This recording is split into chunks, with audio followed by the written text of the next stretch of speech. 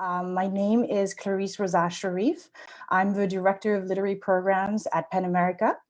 And we're going to switch it up a little bit. After all, PEN America celebrates literature and free expression. And so what a good way to start this session with a poem, and one of our speakers today, Floyd Cheung, will start us off in poetry. So if you don't mind, Floyd, take it away, and then I'll resume my introduction afterwards. Wow, thank you. All right, so by request, I'm reading an erasure poem I wrote. I think this is in the spirit of how poetry can be a vehicle of resistance. So this is an erasure of George W. Bush's 2001 so-called War on Terror speech, in which he said something like, in the normal course of events, presidents come to this chamber to report on the State of the Union. So I wrote something called a new State of the Union that erased the War on Terror speech, keeping the order of the words, but eliminating many of them. So here it is. Normal American people, passengers, rescuers, unfurling light, blood, prayers, in English, Hebrew, and Arabic. We the people, strangers, citizens, enemies, to bring justice, rebuild communities, join together, enemies of war. Americans know wars, casualties of war, peace, freedom itself. Americans have questions, evidence, crime. Muslims, Christians, and Jews, all Americans, no distinction, military and civilian, women and children, linked to many different countries, neighborhoods, camps, homes, around the world to plot a great vision for the world. Respect the human, condemn the regime. Shelter the unjustly imprisoned, journalists, workers. Demand a radical network of support. Freedom of religion, freedom of speech, freedom to disagree. Overthrow government terror. End every atrocity, pretenses, murder. Abandon will to power, lies. Will diplomacy, intelligence, law disrupt and defeat the network of war? No combat, lengthy campaign, dramatic strikes, covert operations, secret terrorism harbored by the United States. Announce the creation of a cabinet-level position, the Office of Homeland Reason. Be grateful, organize, respond. Expect to live your lives. Hug your children. Be calm, patient, creatively. Finally, demand, expand, hijacking of the extraordinary spirit, the United States of America. Our mission, the advance of human freedom, normal. Thank you.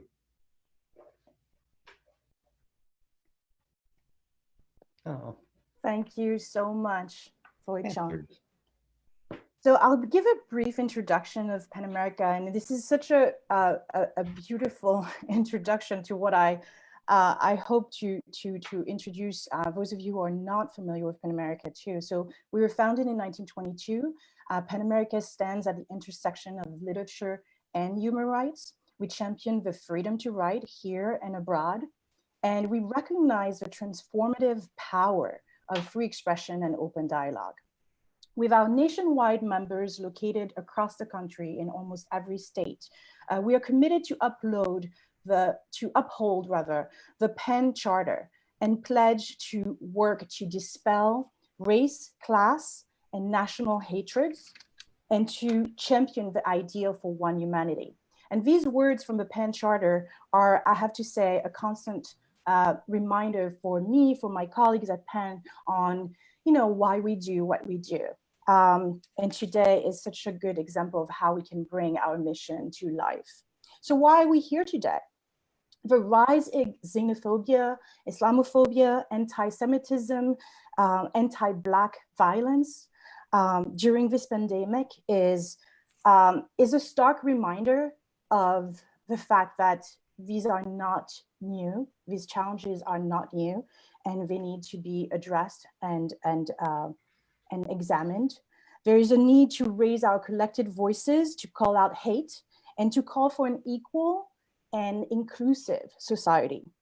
So I invite you to read our statement of solidarity that we published on pen.org, and actually a little gesture of support and solidarity would be to sign the statement. You can see it on pen.org and add your name to the hundreds of signatories already. So today, PEN America and the Asian American Writers Workshop chose to call for a day of solidarity and present activities all day, workshops, readings, to kind of convene an important conversation, but to also celebrate the many voices in the community that are expert, that can teach us, and that we can learn from. You can see the full schedule on pen.org for the day. So to kick off the day, we have this session called Anti-Racism and COVID-19, a teach-in. We're hoping, actually, as you can see on your screen, we have a stellar lineup and a wide range of voices from the Asian American academic community. They will share, our speakers will share their expertise and reflections on the cultural and historical context for what we're seeing today, these racist incidents, hate crimes over the last few months. They will also discuss anti-racism strategies then and now. So a quick program note for our viewers. I'll introduce the speakers. You'll hear from them. Each of them will have short presentations. In between, we welcome speakers to jump in with their comments and questions for each other. And after we've heard from all the presentations, I'll have a few questions for the entire panel for a roundtable discussion. And at this point, I will also check out the Q&A where you can submit your questions and pull questions from you, the viewers. So please submit your questions. We'll make sure to address as many as possible. So now, I think that we should just dive in, and I'm happy to introduce all our speakers. If you want to check out their full bios, they are on the event page at pen.org, and this should be in your Q&A box for those of you joining. So we have Floyd Cheung, who treated us to a magnificent poem. He's professor of English Language and Literature and American Studies at Smith College. He's also the Vice President of the Office of Equity and Inclusion. Pawan Dhingra is Professor of American Studies at Amherst College. He's the author of a brand new book, Hyper Education: Why Good Schools, Good Grades, and Good Behavior Are Not Enough. Please support our writers. Always buy books, so you know what to do. I don't have to tell you. Kathy Yap, Professor of Asian American Studies at Pitzer College of the Carmen Colleges. And finally, Jennifer Ho, Professor in the Department of Ethnic Studies and Director of the Center for Humanities and the Arts at the University of Colorado, Boulder. So now we'll start with our first presentation and first speaker. Floyd Cheung will tell us about early Chinese immigration to America, the movement to exclude them, and the response from Chinese American writers. Take it away. Thank you, Floyd. Thank you. I'm going to share my screen just for a couple of slides here. So I'll just say a bit to set the tone. First of all, I want to thank PEN America and Clarice and Nico for inviting us. Really appreciate this opportunity. And I also want to acknowledge that there's so much going on right now besides this, right? The news today is just heartbreaking. The news actually for the past, I don't know, several hundred years has been heartbreaking, but I feel it especially today. I believe my colleague, Dr. Jennifer Ho, will say more about this at the end, so I won't say more than that.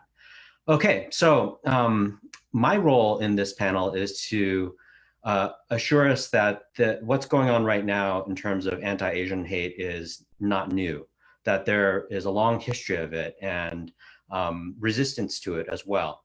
But let me give you just a little bit of the history of Chinese American immigration, the movement for exclusion, and then literary resistance, right?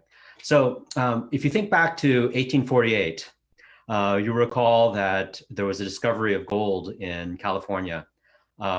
The middle of the 19th century was seen by many people around the world as a moment when one could start a new life in the West Coast, especially in California. And California attracted both European immigrants and Asian immigrants, including Chinese. They came to mine gold, they came to start a new life, just like other immigrants. And there was a brief moment in time when it was even considered possible that Chinese Americans and other immigrants, other European Americans would coexist and everything would be fine. But as sometimes happens, there was an economic downturn in the 1870s.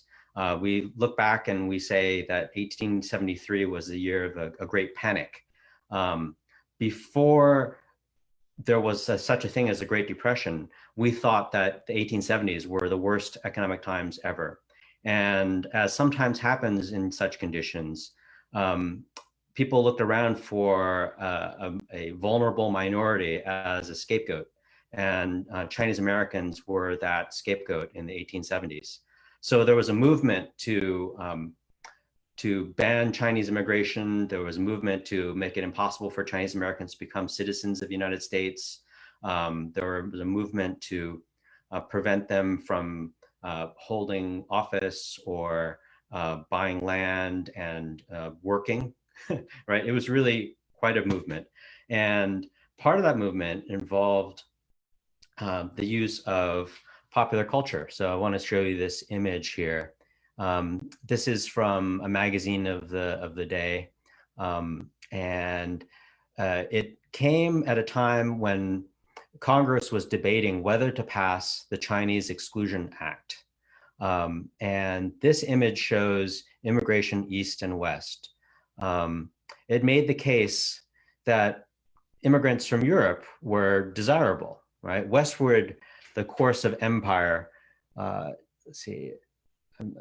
westward, the course of empire takes its way. And you can see that the immigrants from Europe are bringing labor, industry, capital, agriculture. On the other side, we have this monstrous figure of a Chinese dragon-like creature who is menacing the Pacific states guarded by the California bear, right? And the language is eastward, the march of ultimate decay. It's probably hard to see on the screen right now, but you can see later perhaps that on the slide, the dragon has imprinted on it ruin to white labor and smallpox, for instance, right? So the projection of disease or Chinese and other Asian immigrants as carriers of disease coming to threaten America, right, is part of what made possible the Chinese Exclusion Act that did pass in 1882. So there are many people who of course tried to resist this movement with words. And I wanted to just introduce to you briefly a few people who did their best in this regard.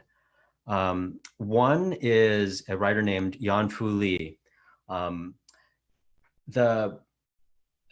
He wrote a book actually called When I Was a Boy in China, and he also wrote an essay called The Chinese Must Stay, which was his argument against the call that the Chinese must go. Right? At around in the middle of the 1880s, he was writing, and this was important because the Chinese Exclusion Act was initially set for only a period of 10 years, and it was up for renewal in 1892, right? So people like Yan-Fu Li tried to write against it in the essay form and the autobiography form. Another autobiographer that I think is worth remembering is Young Wing. He had come to the United States much earlier, and he actually graduated from Yale. And he had a certain amount of cultural capital, and he used some of that cultural capital through his activism as well as his writing in order to resist Chinese exclusion. And then a fiction writer, Sui Sin Far, who is actually half English and half Chinese. She was somebody who used journalism as well as these incredible short stories to get people to think differently about who Chinese Americans were, to humanize them, to just help people think through imagination how Chinese and Chinese Americans could be a part of America rather than excluded from America, right? And there's much more I could say, but I think I will pause there. Thank you, Floyd. And while you unshare your screen, I just was wondering if anybody on the panel wanted to add to what we've just heard or respond. We'll hear from Pawan next, but if Jennifer or Kathy want to jump in, that would be great. I'll just jump in really quickly and say I'm really glad that Floyd showed some of those cartoons from the 19th century. There are many more images that really highlighted the ways that Chinese were vilified, and that even though it was initially the Chinese, other Asian Americans, other Asians who came to America were similarly vilified, and similarly were also connected to disease and contagion. And so the rhetoric that we're seeing now, I think Floyd so wonderfully showed, connects to the 19th century. Wonderful. Anybody else? And if not, I think Pawan, it's a nice, kind of transition to you, and there might be more to say after your presentation, connecting Floyd's presentation to yours. So I'll introduce you quickly. Pawan Dhingra, you will speak on contemporary forms of hate against Asian Americans, including South Asian Asian Americans. And you're connected to also the model of minority stereotype. So here to you. Thank you. Thank you all so much for having me here as part of this, and for all those who are watching, for taking time out of your day to be part of this. And I want to pick up on what Floyd was getting at through kind of bringing it to more of the contemporary moment. And here we go. So this is going to be called The Model Minority During Wartime. If you didn't know this already, then let me be the first one to tell you that our current president labeled himself a wartime president when he was combating the coronavirus. And he said, now it's our time. We must sacrifice because we are all in this together, and we will come through this together. And then an article from CNN, there's evidence in the latest polling that Trump, like other presidents at a time of crisis, is benefiting from the traditional public instinct to rally around the flag at a moment of national unease. So one of the key themes I want to talk about is when we come together and when we rally around a flag, who is the we that comes together, and who is able to be part of this connection to the flag, and who is seen as an enemy to the flag, an enemy to the nation. So in other words, when he says we're all in this together, who's the we, right? And as the image of the back and the bottom shows, a lot of those who are seen as unable to be part of the we, and who most Americans rally around against, are Asian Americans, and that this is not new. So wars with Asia reverberate for Asian Americans, who are often seen as the forever foreigner. So picking up where Floyd left off, we can go to World War II, and you see examples of children and adults and families being interned, which I'm sure everyone who's listening knows about. During the Cold War, Chinese Americans were referred to as disloyal, unassimilable, clannish. It doesn't need to be a formal war against Asia that impacts Asian Americans. So during the 1980s, the US was in great economic tensions with Japan, in particular around the auto industry, and the murder of Vincent Chin took place within that context. And again, I'm going to assume that most listeners or watchers, know some of this, but I'm happy to talk more about this. Any one of the panelists can elaborate on Vincent Chin. And then this is a quick note.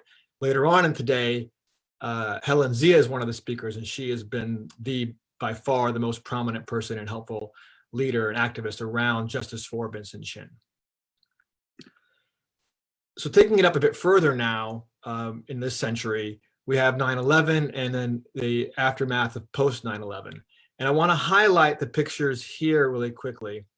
I had the honor, so the person who's in the blue turban here, his name is Abdul Singh Sodhi, and he was the first murder victim post 9/11 in a hate crime targeted against South Asians or Arab Americans. He was killed outside his gas station in Arizona. And below is a picture of his brother holding up a picture of him. And I bring it up because this is one of the most important kind of elements post 9/11 in terms of hate. He was not the only victim, by the way, not the only person murdered. I had a personal connection to this, and I'll just quickly mention, is that I had spent some time in DC as a curator at the Smithsonian, and I met the brother, the one in the red turban, and he gave me the turban that his brother was wearing the day he was murdered. And I kept that and now it's part of the Smithsonian Institution as a reminder of the politics of hate. And there's other kinds of targeting around mosques that were very prominent post 9/11 and also pre 9/11. Let's not assume that 9/11 created this big change, but it did exacerbate a lot of the tensions. But what I want to draw attention to, besides just the prejudices of everyday people, which we're seeing back then and we're seeing today, is that the state itself, the government itself, was part of this treatment of Asian Americans as potential enemies, similar to what we saw during World War II. So between September 01 and February of 2002, approximately 1,200 individuals were detained by the FBI and INS, many of whom underwent secret hearings without legal counsel, right? They were considered to be, again, enemies of the state, even though they were themselves had no involvement with 9/11. But we don't want to think about just the treatment by the state or by individuals, and instead we want to recognize the solidarities that have come around. So, Japanese Americans, referencing again back to World War II, were very much aware of what was possible when the state turns against you, and they were some of the most vocal proponents of treating Muslim Americans and Arab Americans more generally with respect and equality. And there's some excellent books I also want to draw attention to that talk about how South Asian Americans and Arab Americans came together in these moments, as opposed to saying, for instance, we're not Muslim, don't target us. There's a lot of people coming together to say, don't target anyone in this moment of hate. But I also want to draw attention to is how we shouldn't just connect today's moment and the hatred going post or during this coronavirus to other xenophobic episodes like 9/11 or World War II or the like. Everyday belonging of Asian Americans often has depended on racial stereotypes, and they can be admired, but we're often admired for our presumed foreign element, our foreign nature, which quickly becomes condemned. So here's a quick example from my recent book. This is the first quote is from a father explaining how much he respects Asian Americans, and he says, quote, "I can tell you from my neighborhood, it was the Asian families that started a math club for their kids. Our American culture, kids are more concerned about YouTube views." So he's disparaging America. He's a white American male disparaging other Americans and highlighting how Asians are somehow this better culture. But that better culture and the strong academics can be turned against Asian Americans when they're seen as being a problem for white students. So I had a school principal, say teachers have observed groups of Asian students who flaunt their academic strengths. In other words, they're bad people for being strong in academics. Another health expert in a school called Asian Americans academic bullies. They do academic bullying. So they're not being praised, they're being condemned. A parent said they're overzealous parents, overprogrammed families. And efforts are made to assimilate Asian Americans so they become more like the general public. I was at a meeting once where Asian Americans were told to look at your child, have an open posture, physically lean towards them. The biopolitics of what it means to be the right kind of American is on display. I want to end with this quick reference to what do we do? And so Floyd, I think, did an excellent job of highlighting all these authors who have made a point of telling their stories. And this one organization that I happen to be part of, named SADA, South Asian American Digital Archive, this nonprofit makes its point to, collect, share, and preserve the stories of South Asian Americans, including those, especially those who are often left out of the South Asian American narrative. And it's just one of many community archives that I want to draw your attention to, inside and outside of Asian America, that becomes a space for us to really think about how to tell our story, and as a way of correcting the national narrative. So I'll stop there. Thank you very much. Thank you, Pawan. Thank you.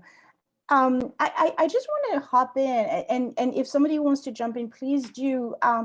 But I thought it would be important for our viewers, for one of you to tell, to say a little more about Vincent Chin, if you don't mind, because I think as you ended, Pawan, on the power of storytelling, of personal stories, I think that that's one of the problems, right? That we don't know, like so many people do not know, so many stories that are worth knowing, in the sense that we keep, this kind of pessimistic, kind of view that we keep repeating the past, right? That these incidents, these crimes, these responses, these attacks on specific communities keep happening. It's not new. And so I think it would be worth for one of you to kind of tell the audience a little bit about Vincent Chin and why we should know him and his story.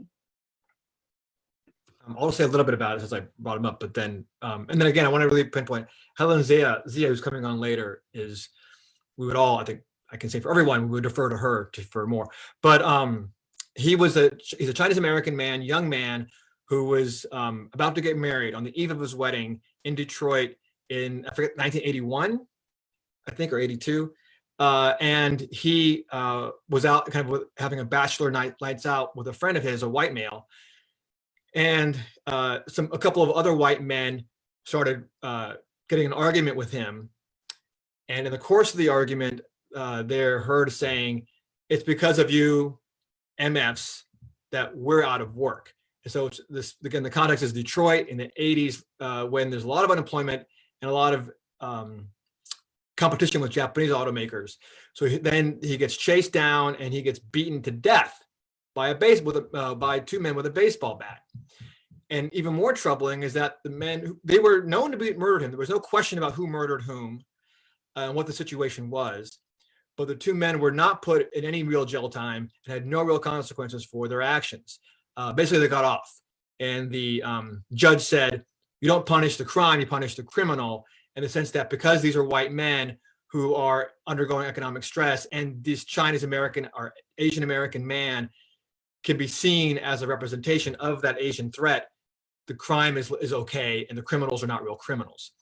And so it became a rallying cry for Asian Americans to kind of come together in a pan-ethnic solidarity in Detroit and then elsewhere.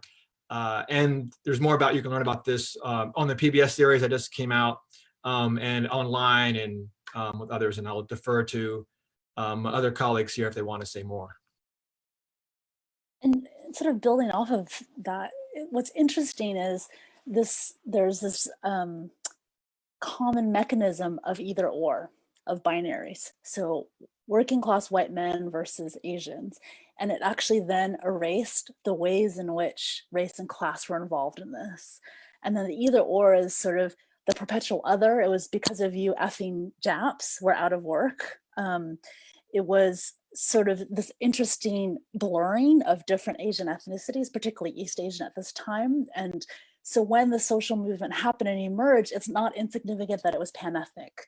And it was a way in which to look and identify and illuminate how this mechanism of ways in which different racial groups or ethnicities are blurred came to be. So it's moving out of the binary of whites versus Asians and looking at race and class, and how class mobilized on some levels the erasure of Vincent Chin's life. They eventually were fined less than $2,000, and so there was a price tag put on the life. And then there was also the binary of moving out of just either modern minority or perpetual foreigner to this pan-ethnic voice that came to be, to sort of say that we are connected to each other, not only by identity, but also by the mechanisms of violence that happens. And this was in the 1980s, so think about the political terrain of that time, who was president at that time. There was the economic downturn, there was the stripping away of the social welfare net. So all of these factors came to play in this interaction that cost the life of Vincent Chin. So thank you. Can I just jump in also? So Pawan and Kathy did such a great job in contextualizing Vincent Chin. One of the things I really want to highlight in Pawan's presentation, which was wonderful, is the ways that Japanese Americans came in support of South Asian, Muslim, and Arab Americans in 9/11. And similarly, when Vincent Chin was murdered, people recognized, and this is what Kathy brought up, that there was a lot of ethnic misrecognition.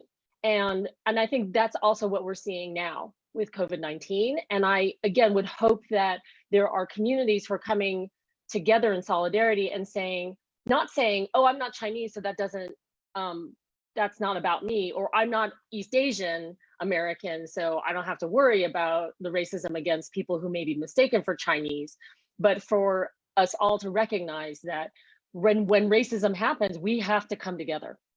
And we have an obligation actually to stand up for people who may not look like us, but recognize that racism touches us as well.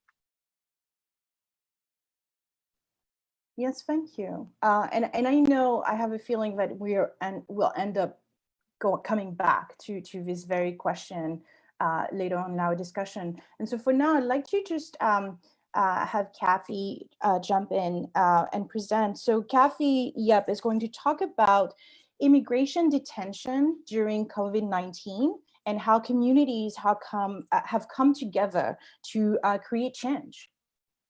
Go ahead, Kathy. Thank you. So I want to thank PEN America and the Asian American Writers Workshop, John, Clarice, and Nico, for really weaving together these conversations and voices and concepts. I want to thank the panelists. You deepen the conversations in a variety of spaces, so it's really an honor to be here with you. I'm a professor of Asian American Studies, and my areas are cultural politics, community engaged learning, and critical public health, specifically looking at palliative care by and for immigrant refugees with the lens of health equity. I'm also the continuation of Gim Yep, who's pictured here. He was detained and on Angel Island, which was an immigration detention center in the early part of the 20th century. And this is a young adult novel that my uncle Lawrence Yep, who's has received the Lifetime Achievement Award in Children's Literature alongside Marie Sendak and Dr. Seuss. And we wrote this piece together, historical fiction. And frankly, it was harder than my dissertation to write a novel. But what it does is it tells the story of the ways in which immigration tension was deployed in the early part of the 20th century. And women, men, and children, like my grandfather, were detained and then interrogated upon arrival.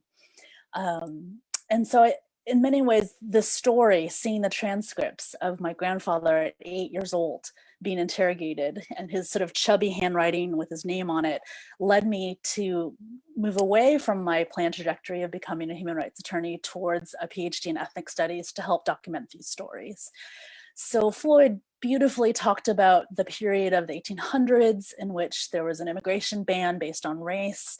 And then Pawan talked about some of the biopolitics of the ways in which they're deployed to exclude and to marginalize.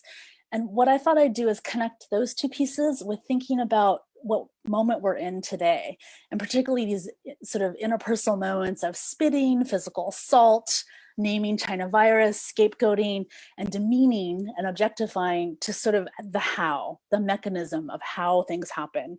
And particularly thinking about ways in which these are normalized and these are reproduced and supported. So I'm really calling forth the framework of genuine security. And this is from a collection of international feminist network and alliance across many countries South Korea, Asia, Guam or Guam, as the settler colonialists call it, Puerto Rico and Hawaii, and Martha Matsuoka, Gwen Kirk, Margot Okazawa Ray, Deborah Lee are all working with a group of global activists to really think about how militarization is normalized in daily life and how do we reimagine security. So when we think and we read on Facebook all these incidences that are happening, it's interesting to connect these to these larger questions. So what I'm going to do is also center my community partner, the Interfaith Movement for Human Integrity. And together, I really want to amplify their work in terms of thinking about the questions of militarization in daily life, and then how do you reimagine security. And this is a picture from a vigil outside of one of the immigration detention centers in California that happened in the fall of 2018. So let's talk about this anti-Asian moment in relation to immigration detention.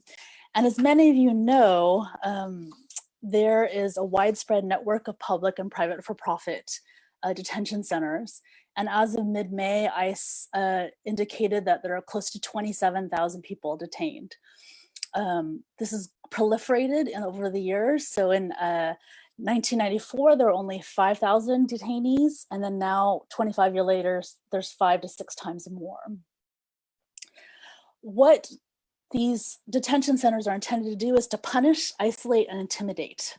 So punish if people are speaking up or having requests like asking for masks in the detention centers, they're often put in solitary confinement. The isolation is a piece of these detention centers are often put in remote areas. Literally, people are cut off from communication. They have to, for private detention centers, they have to pay for their telephone calls. A connecting fee could be $4. So a 15-minute call could be anywhere from $13 to $15. The only way to earn money and have access to pay for a call is to work for the detention center, and some get paid $1 a day. And then intimidation. So often there's reports of harassment, and particularly around transgendered migrants. So what we see is that's sort of the general overview of punishing, isolating, intimidating. But under COVID-19, what we find is there aren't the typical protocols that everyone's asking for, right? So testing, contact tracing, protocols of washing hands, mass social distancing, those aren't possible in the detention centers. So there are reports from detainees of 5 bars of soap split amongst 100 detainees. No testing, no temperature taking. Sometimes the staff have masks, some do not, and they go from different pods of different people. People are transferred into the detention centers from other prisons or other detention facilities, and there's no testing, so we don't know if they're asymptomatic and spreading it. They're assigned bunk beds, and often they're described as being of arm reach with the other. So here's a picture on the left from Mesa Verde Detention Center. This is in 2015. And what's interesting is people are speaking up and speaking out in the detainees. So in early March, a group of women detained at Mesa Verde wrote a petition and started a hunger strike. And this is a quote from the petition. Quote, "We have one room with 100 beds laid out like a mortuary. Every night I look around me, keep thinking, am I dead? But reality sinks in. We are just detainees, and this is what we face every day: hopeless, abandonment, and fear." And so in many ways, they're making visible and legible the ways in which they're dismissed, or they're on the path to, on some levels, the machinery of extermination. The second quote is from the brother of the late Mr. An, so a South Korean man in his early 1970s. And on Mother's Day, so about a week and a half ago, Mr. An transitioned to the spirit world, and he was lawfully admitted as a permanent resident to the United States in 1988. He served his time for a crime committed, and then immediately he was picked up and transferred to ICE. So while he was in Mesa Verde, he also was medically vulnerable with diabetes, hypertension, and heart-related issues. And he worked with a community-based org to to be released. And then he transitioned to the spirit world by suicide. And so his brother has this quote, "He's a human being, but to them, he's just a number." So here you get the sense of the anti-Asianness, or the ways in which hate is also mechanized to completely erase and eradicate. So the group of women that had the petition and then the hunger strike, they sort of started this movement in many ways. So others started to follow along and did their own petition. So 85 men in another pod did their own petition. They started their own hunger strike in solidarity with the women hunger strikers. They created a film, Death by Detention. And this picture is an action on April 10th. And this was taken by a drone. And this is outside of Mesa Verde. And the men made a heart shape in the recreation yard. And then this is in this juxtaposition to just being a number in ICE. And in that just sort of being a number, they created humanity. They centered their humanity, their connectivity. Alongside, and you can see in the road on the other side, there were different supporters and allies, like the Kern Youth Abolitionists. They circled around the vehicles, and they also honked their horns. They're yelling back and forth and chanting in this call and response of, in many ways, this beautiful way of saying, we see you, we see each other, we are together. Eventually, some were released. And there were some masks that there's a dispute in terms of whether masks were distributed afterwards. So this is still an ongoing conversation or debate. So I just want to end with, how do we translate this idea of what do we do about anti-Asian violence? What do we do about hate? What do we do about this mechanism of militarization? And Women for Genuine Security, who pose those questions on the front end, offer a vision similar to the courageous leadership of the women in the detention center as well as the men. And what's interesting about this vision for Women of Genuine Security is it's intersectional, race, class, gender boundaries, it's global, it's national. It involves the material economic planning to meet people's needs. And it's also about wellness and sustainability in the context of militarism, violence, and sexual exploitation. So when we identify these mechanisms of hate, of demeaning and detaining, we also pair it with this vision that is across these different groups. So concretely, what does that mean? There's going to be a public memorial honoring Mr. An tomorrow. That's 12 to 12:30, that specific time. And you can see the streaming on Facebook Live, Interfaith Movement for Human Integrity. You can go to their website or you go to their Facebook. And they have a campaign alongside many other community orgs across the world, but in the country, of Free Them All. And this is the way to find me, but thank you so much for this time. The other last piece is we're offering Qigong classes for free on Thursdays as the other piece of healing from this dehumanization piece that's happening in these larger mechanisms. So on the one hand, we're identifying these structural things. On the other hand, we're living in these embodied ways to disrupt the militarization, but also to thrive and live. So thank you. Thank you, Kathy. So important. And I'm so glad that you're bringing all of this topic and this important facts and just examples of resistance into the conversation.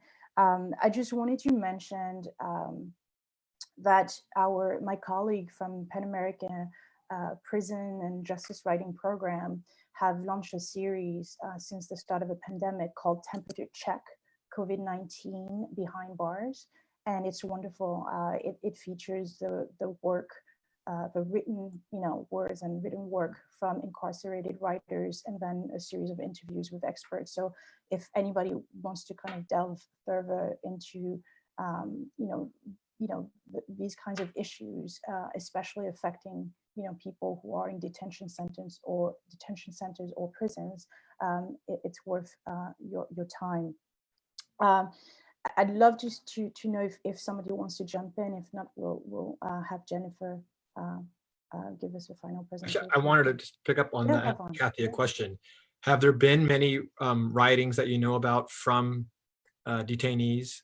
How are they able to get their written word out there at all? Or is it mostly through the symbolic gestures and activist support that they've been getting their word out? I think that's a great question. Thank you for that. And I think it points to that art and expression, there's multiple modalities.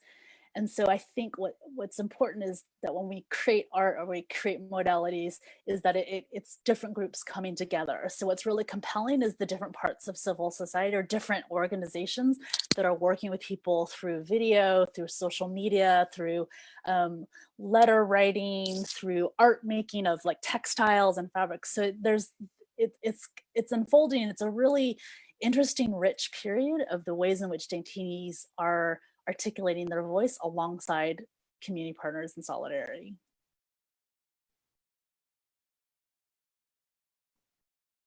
Thank you, Kathy.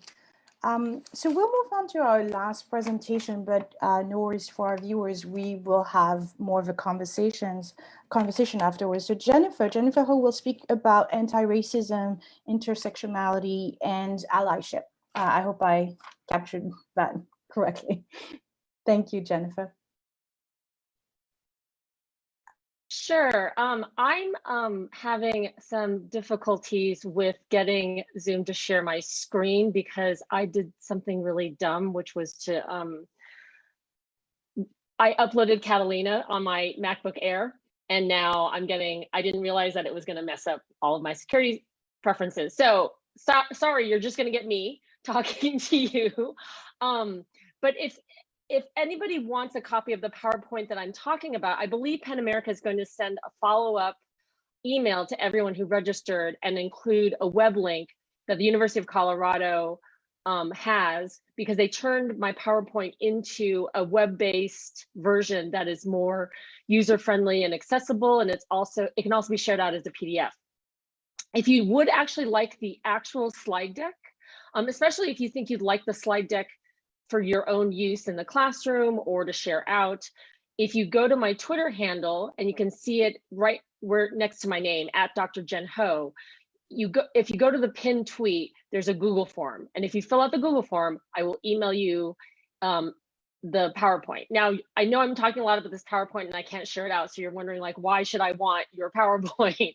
I developed it in early April in response to a question that I kept seeing. And that question was, if we call it the Spanish flu, how come we can't say Chinese flu or Wuhan virus? That saying the phrase Chinese flu or Wuhan virus is not racist. It's simply a matter of being accurate in saying where the disease originated.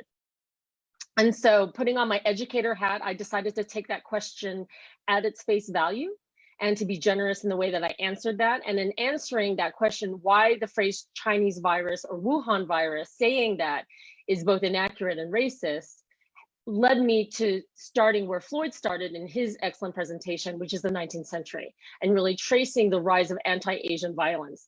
And then, of course, I had to talk about 9/11 and the ways in which Asian Americans, particularly South Asian Americans, Muslim American, Arab Americans, were scapegoated and targeted.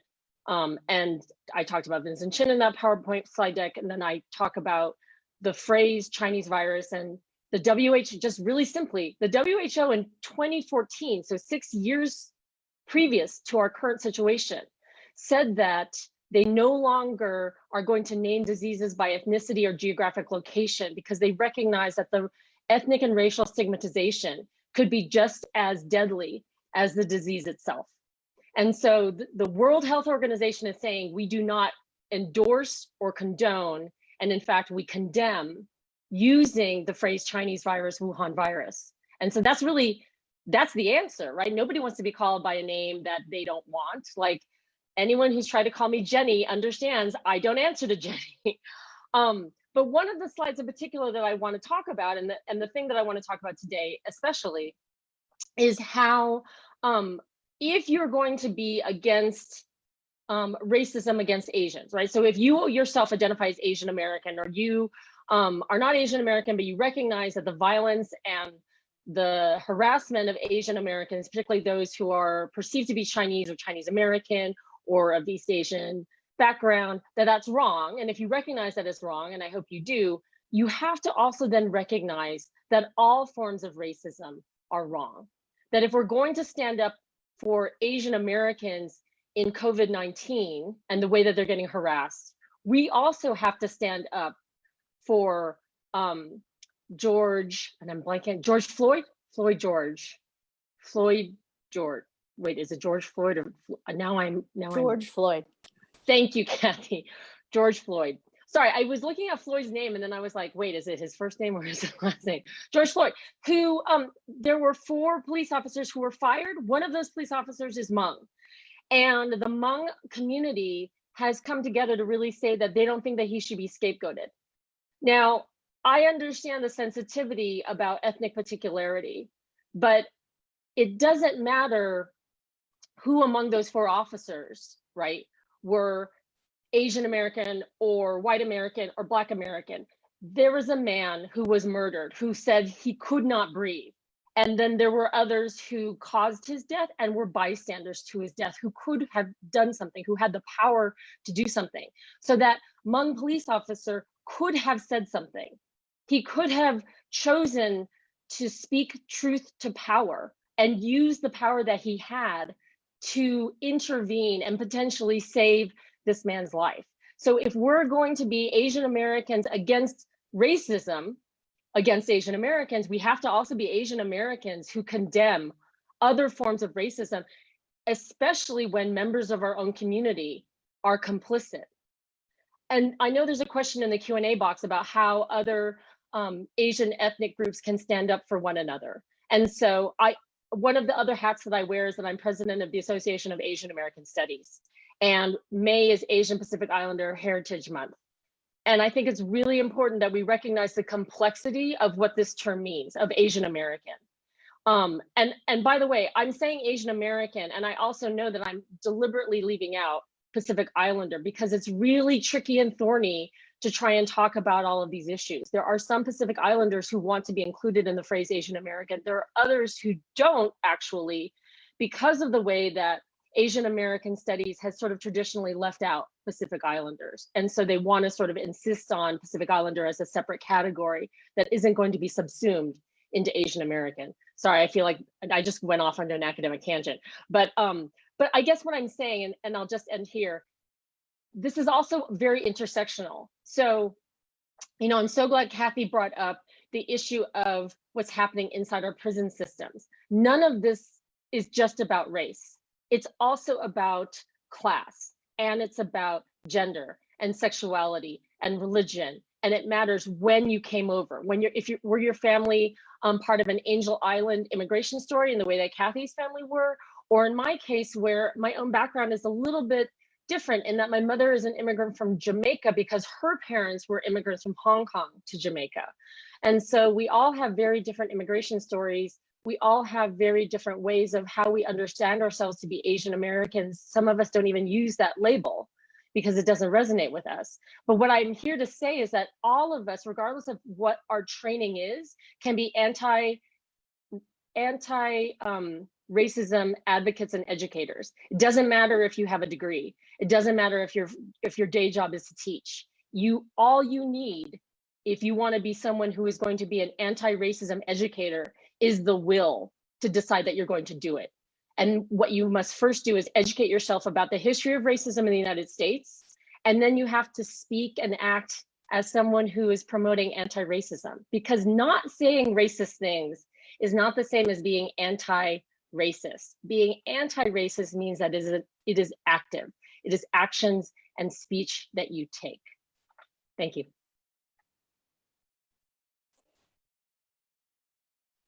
I think Thank you, Jennifer. Kathy, jump in.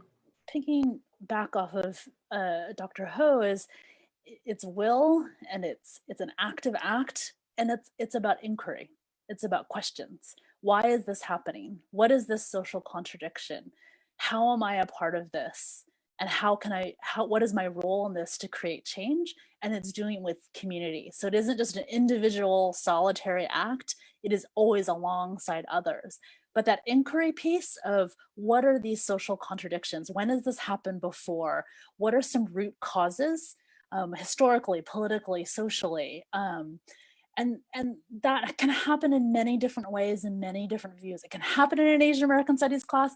It also can happen, as you know, like an example would be, I'm a first gen in my family of women to go to college.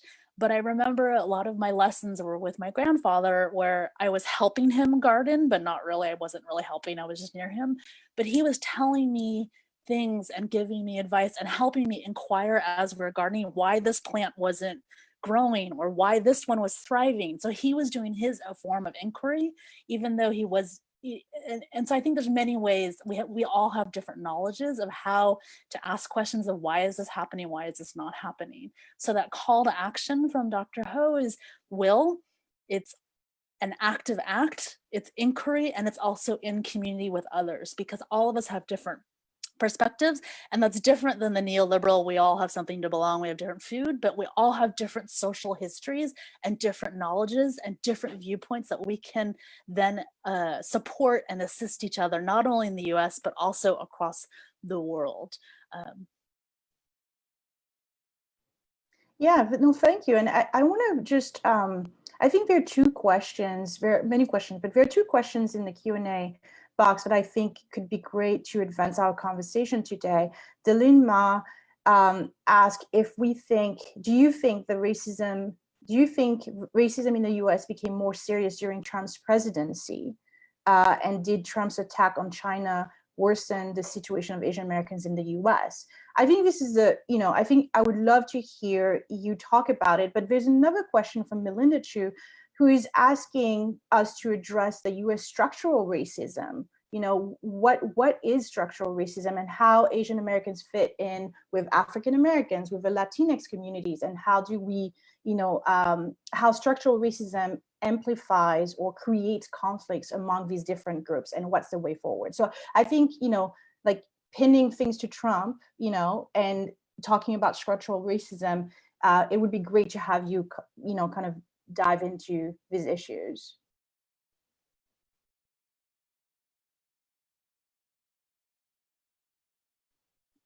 Okay, I'll start if no one else is going to jump in. So Trump is certainly not helping in any way, shape, or form.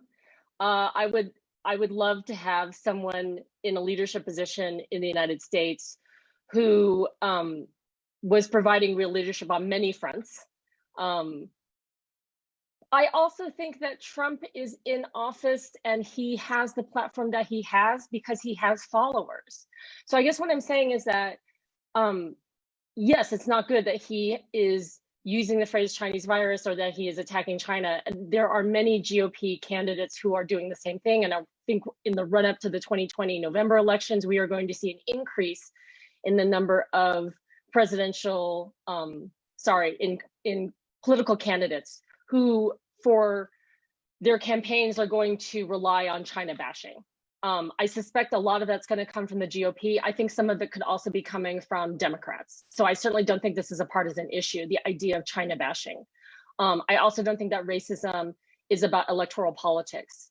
As we saw in the case of a woman who called the police and said that there was an African-American man who was attacking her, it turns out that she's a registered Democrat.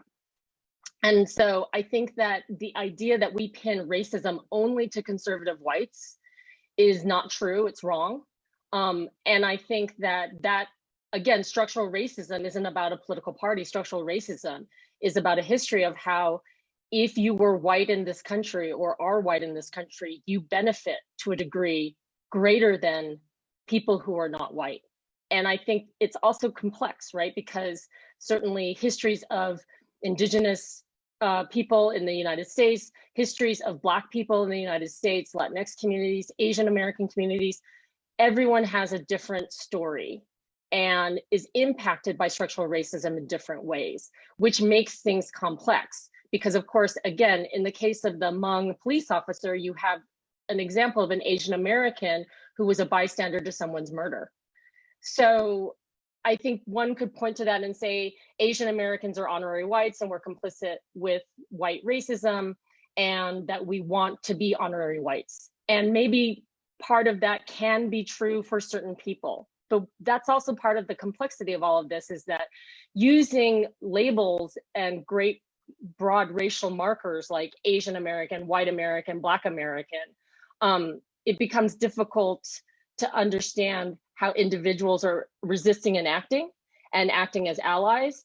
And again, it brings us back to the structural component, right? That it doesn't matter that I, as an individual Chinese American, am trying to act in an anti-racist manner. It matters that I'm living in the United States and that there's this history of structural racism that I have to be reminded of and to understand my own complicity in, and then really act against and educate myself against. And I feel like I'm talking too long, so I'm going to stop. I can just quickly just jump in and just add that in response to the questions around Trump. I mean, it's true that hate crimes are at an all-time high under Trump. And so if you think that, and because he often uses racist rhetoric, everyone's think that's a clear kind of cause and effect there. Like, and we haven't talked much about next populations here, but there have been the biggest victims of hate crimes in recent years, directly connected to Trump's rhetoric. But then, but the second part of the question around structural racism, and what Jennifer alluded to already, is that it's not just about one person's rhetoric or one person's microphone. Like George W. Bush, right, made a big statement about, embracing Muslim Americans and, going to mosques right after 9/11, while his administration was detaining Muslim Americans. So the rhetoric out of the White House is important, but it doesn't signify all that the ways in which racism can take place. And getting to the second point about structural racism, I mean, there's different ways you can define it, but one way to think about it is many of the kind of main organized ways, institutions we have in our country are designed to support white people, especially those who are cis-normative and middle class. So that can be the school systems, that can be the media, that can be the police, right? That can be the housing market, that can be the labor market. You don't have to be racist to benefit from structural racism. And that's one of the things we try to talk about, right? You can have white privilege and you can be part of, even white supremacy without being a supremacist and being, as Professor Ho already alluded to, a liberal, right? And what does that mean, right? Liberals typically mean someone who believes in the power of the state to control bad people. Well, who's a bad person, right? Those who don't make the rules, those don't fit into the normative ways in which we think about how schools operate. So like, in the research that I did, schools are going out of their way to try to assimilate Asian Americans as bad people because they don't fit the logic of how students are supposed to act. This is done by well-meaning people. So structural racism takes place in a variety of ways beyond just the microphone of the president. I'll stop there. Floyd, I want to open up space for you before I jump back in because I've been speaking a lot. No, I appreciate that consideration. I'm admiring and learning from all of you. I suppose I'll just add to what Pawan's saying about how some of the structural racism is baked into our past, right? The one thing I'll say is that it's in our legal system from the very, very beginning. One example would be the Naturalization Act of 1790. Which said that in order to be a citizen of the United States, you have to be a free white person, right? And that has only been gradually revised over a long period of time. There are so many examples, but Kathy, I pass it back to you. And I love the word baked because it implies like there's heat, it takes time, you might look at it for a while, is it ready? Like you check if it's ready. So there's an element of temporality, there's an element of checking and a relationality to it. And I want to add to that is I'm curious if we think about structural racism through the lens of militarization and security, then it kind of opens it up to look at ways in which different groups or communities or resources like oil or like dehumanizing people are pitted against each other and are then objectified. And then there's a question about ways in which there's perceived differential sympathy for different communities. I think it takes us into that question, that notion of inquiry of why is this happening? What's at stake? Who is to gain from different things? And then what is my role to change the system? So it's less about changing an individual or changing a community. It's about changing the system so that we all can benefit. Because the lens of militarization and then what Women for Genuine Security are offering, from my perspective, is this vision. So our focus can often be on deconstruction. Our focus can be on what is not working, which is important, but we must do that in order to create something. We're working towards something. It isn't just taking apart something, because we all want, hopefully, liberation and kindness and for all people to thrive. And that isn't a neoliberal, that isn't an erasure of things that are quote unquote baked into the system, to quote Floyd, but it's an awareness of the ways in which structures have embedded militarization and security in this cisgendered, patriarchal, violent, incredibly violent way, in order to shift it, and how have all these different communities been pitted against each other. So when we honor people like George Floyd or Breonna Taylor, my voice is getting wavery, because that is also relates not only to my story of my grandfather, who at 8 was detained, but that's a part of a system of a militarization of police who can then disregard life. And the role of the Hmong police officers, he's also part of that system. He's also part of a history of historical trauma of the US involvement of the war in Laos. So he is both impacted and moved, but also he's also reproducing it. So this is a call for all of us to say, what are ways that we benefit and what are ways that we can upend it? And how are we pitted against each other? And also, how do we have accountability to what role we have? Yeah, and that's wonderful. And actually that leads me to like a question that I wanted to ask. During this pandemic, you all, professors, you all had to move your classes online and kind of, accompany, I think, your students in this kind of really weird times, where especially seniors, graduated into a world that is, kind of just not like any other. And I think that when I was reading about these, graduation and this moment for people in colleges, on campuses, I feel that I hear the message that we are charging them for, since they are surviving and they're living through this extraordinary times, that we're charging them with the task of thinking anew, having a vision, finding their place and their role in the movement and in the struggle. And I was wondering, if you could give us insights into the conversations that you've had in your classroom, in the virtual classrooms with your students, and what do they bring to this movement that we who are outside of academia do not know about? Where what are they thinking about these systems, about these rise in hate and the violence, the violence against, I think that we don't have to know somebody personally who has been affected by, that a violent crime, but we feel it. If we're part of our community, every time our community is impacted and somebody dies or is hurt, we worry for our own safety, the safety of our family. So I was curious to see if you could bring the voices of your students and of a generation who is also living through these different times, and what do they bring to the table that we might want to hear about.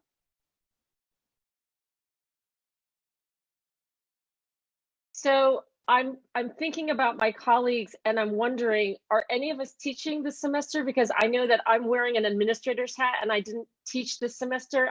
I know that Kathy was just recently in Boulder on a fellowship, not teaching this semester. And I think as vice president of equity, Floyd was probably not teaching this semester. Floyd, were you teaching?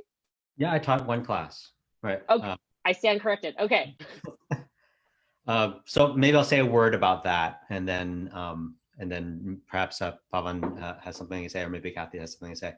I was pre-COVID. I was running a class called Thinking Through Race, and I recruited 10 colleagues to talk with me about different aspects of racism and the history of racism in America and its effect on the contemporary moment, right?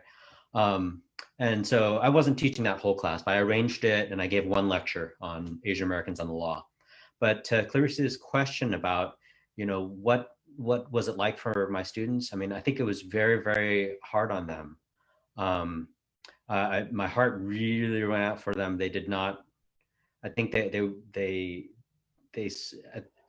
there's this great article in, I think, New York Times about how the move to remote learning has had a disproportionate impact on different kinds of students, depending on class, race, region, so forth, right? And I could see that in who was showing up when. I could see it a little bit in participation. I still had them do writing in response to the different lectures. I reduced the word count and I also made the deadlines more flexible. But I read every single thing my students wrote. And sometimes they wrote very personal things in there about how the current situation is affecting them. And there's a range, right? There are some people who are fine and they're just learning. And then there are some people who are whose own family members have died as a result of this. And it's disproportionately people of color and disproportionately people of lower income who are affected. And you see that in my class. It was a class of 80 students, right? So I'll pause there. I taught an Asian American Studies course in a couple courses, but the Asian American Studies course is the most relevant this semester. And as Floyd already noted, right, you see there's a lot of fear. If I had to think of one adjective, it would be fear. Not just in terms of, right, the fear for your own self as an Asian American, but just the fear of what it means to be part of an Asian American network and community, and what can be happening to people that we know, as well as you're kind of adjust to this new normal. And 2 months ago, we're all making it up as we went along, even if it feels more regular now. And then the sad part is, the extra sad part is that it doesn't go away, right? There's no end to this. The fear of what it means to be an Asian American walking the streets.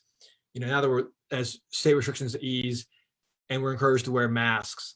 So now Asian Americans walking around in public wearing masks is not the same thing as a white person wearing a mask, right? That's the body is read differently. And so, especially with the mask and what that signifies. So as we, open up, there's actually opportunity for more racism against Asian Americans than we've already seen. That also worries the students and also worries me. I appreciate that noting the fear.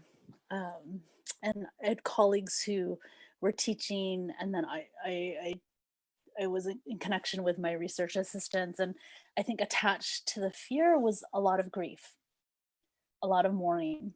And that has the tones of something that is lost, beginnings and endings of things. And what was interesting was the ways in which my colleagues who were teaching, and particularly Gwen Kirk at Mills College, or Margot Okazawa, who's the Barbara Lee Distinguished Chair at Mills, the ways that they brought in art to center meaning making, to engage with the grief on an individual level, but then connect it to the analysis of systems. And so they told stories about first gen, low-income students, students who are undocumented, students who are being racially profiled wearing masks, whether they're Black and brown and yellow, Pacific Island or Indigenous. And so that the ways in which the art through the class was a way to not only name what's happening, but imagine something. The other inspiration is Grace Yu at San Francisco State, who's a medical sociologist. And she's working with Valerie So to work with primarily working class first gen students to learn how to sew masks. And many of these students are some have been evicted. So some are evicted and working with housing insecurity, but they're committed to this project because it's this intergenerational piece. So they're getting to work with people with different life experiences, life views, and it's about agency. It's about, amidst this grief, how do I name the grief in community, but also do some act for some larger good? Thank you for reminding us about the power of hope and the arts. And arts not just for resistance, but the arts for community building, arts for crafting some, to reflect on the present and to craft a possible future. I'm not going to share it right now, I don't think, because I'm not sure we have time.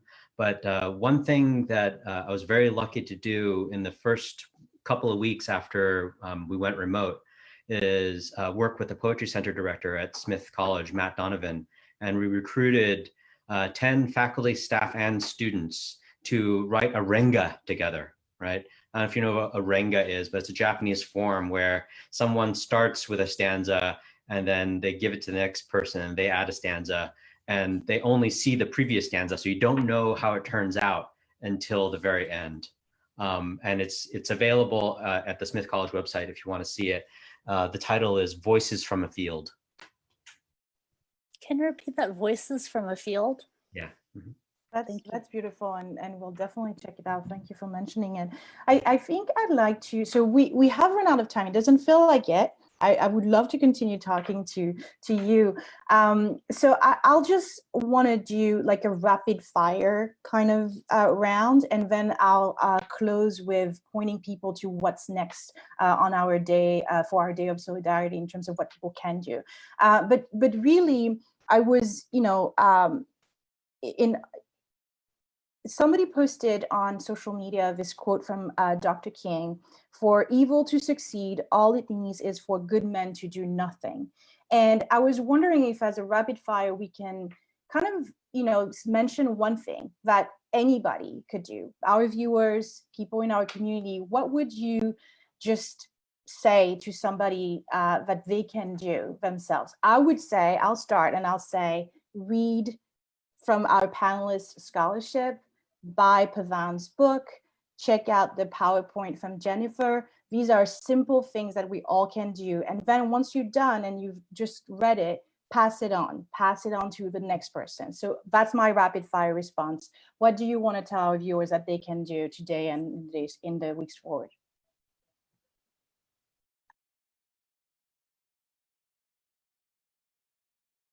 Floyd, go ahead. Go ahead, Pawan. All right, fine. We're being too polite. I think, and I'm not going to share any major insight. I didn't want to go first because I have the best thing to say. I just get the ball rolling. But as Professors Yep and Ho have already mentioned, right? Standing up, inquiry. I love that idea of inquiry. But so I'm not going to repeat those things, but I'll just say, find a space to share your story with someone else. And find a way to read other people's stories you normally don't hear. Doesn't matter if you're an avid reader of the New York Times or other kind of papers or outlets of great note, and that's fine. But obviously, they're find stories you're not hearing, appreciate them, and then try to make them something you refer to and learn from. I'll just add that part. And thank you for that, Pawan. I'm going to steal from Beverly Daniel Tatum, one of my colleagues, who was interviewed recently, and she was asked, "What's the one thing you would do to interrupt structural racism?"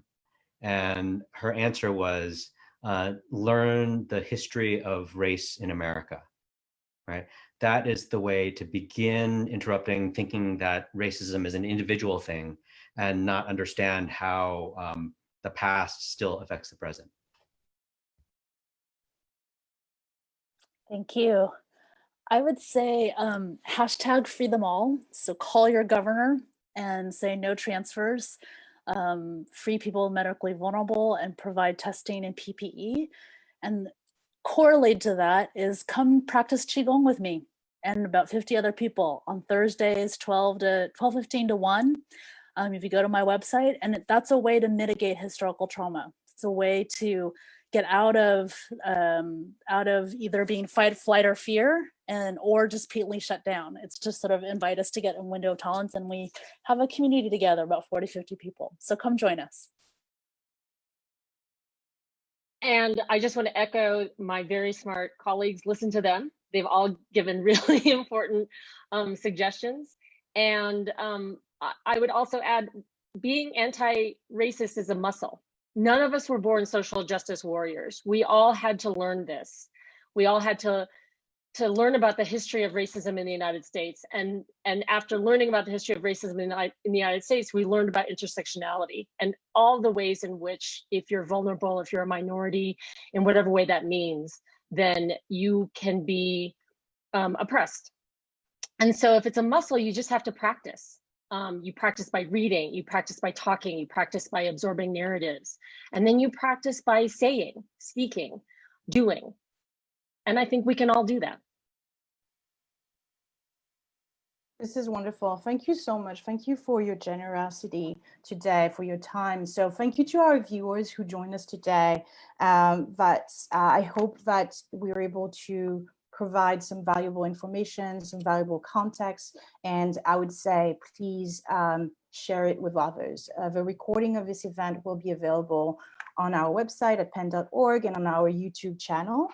So I'd like to, formally thank our speakers today. It was such a pleasure to be in your company and to learn, alongside the viewers today. So thank you, Kathy. Thank you, Floyd. Thank you, Pawan. And thank you, Jennifer, for joining us and, accepting PEN America's invitation to participate today in a special day. I'd like to just remind everybody that we have a full day of activities. We have an Instagram Live starting soon with the Asian American Writers Workshop, and they'll talk with a community-based organization working with immigrants and refugees in New York City.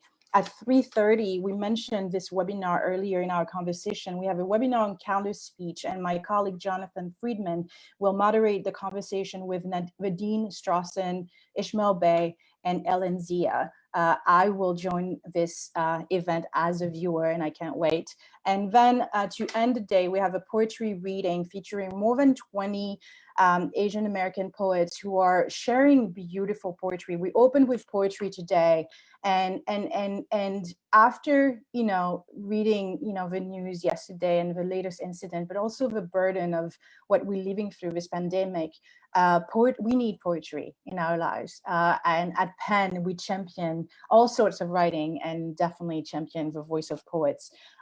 So circulate the statement of solidarity. You can find it on our website. Add your name, become more involved. If you're interested in being involved with PEN America, you can become a member, you can sign on our newsletter, follow us on social, but then just listen to the wonderful recommendations from our panelists today and go out and do something. Let's do it together.